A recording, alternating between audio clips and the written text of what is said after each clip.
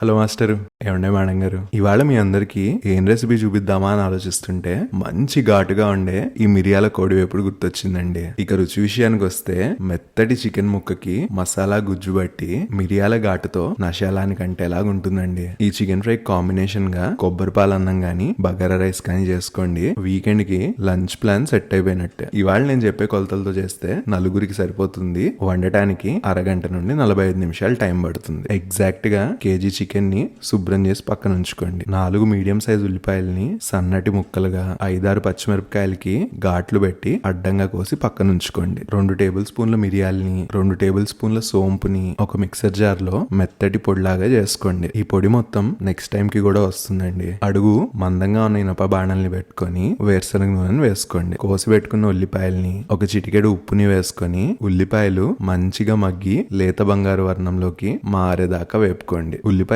ఎర్రగా వేగిపోయిన తర్వాత ఒక 2 స్పూన్ల అల్లం వెల్లుల్లి పేస్ట్ ని వేసుకొని అల్లం వెల్లుల్లి పచ్చి వాసన పోయేదాకా వేపుకోండి. ఇప్పుడు ఇందులోకి శుభ్రం చేసి పెట్టుకున్న చికెన్ ని వేసుకొని కూర మొత్తం కలిసేలాగా అడుగు నుండి కలబెట్టుకోండి. ఉల్లిపాయ, అల్లం వెల్లుల్లి ముద్ద, చికెన్ మంచిగా కలిసేలాగా చూసుకోండి. ఇప్పుడు ఈ కూర మీద మూత పెట్టుకొని నీళ్లు ఊరేదాకా మగ్గించుకోవాలి. నేనైతే నీళ్ళేం పోయట్లేదు, చికెన్ లో ఉన్న నీరే ఊరి చికెన్ ఉడకడానికి అదే సరిపోతుంది. పొయ్యి కింద సెగ మధ్యస్థంగా ఉంచుకొని ప్రతి 5-6 నిమిషాలకి కలుపుతూ ఉండండి. కూర ఒక 90% ఉడికిపోయిన తర్వాత మూత తీసి ఉడికించుకోండి. చికెన్ లో నీళ్లు ఆల్మోస్ట్ ఇంకిపోయేలాగా చూసుకోండి. కాకపోతే లైట్ గా నీళ్లు ఉన్నాయి అన్న స్టేజ్ లో మీ రుచికి సరిపడా ఉప్పు, ఒక మోస్తరుగా కారం, పసుపు, garam masala, chicken masala, normal packet మసాలాలే, చివరిగా కోసి పెట్టుకున్న పచ్చిమిర్చి, కరివేపాకుని వేసుకొని చికెన్ కి మసాలాలు, ఉప్పు, కారం పట్టేలాగా చక్కగా కలుపుకోండి. సన్నటి సెగ మీద కారాన్ని మాడిపోకుండా ఒక 5 నిమిషాలు వేగనివ్వండి. రుచులన్నీ బ్యాలెన్స్ అవడానికి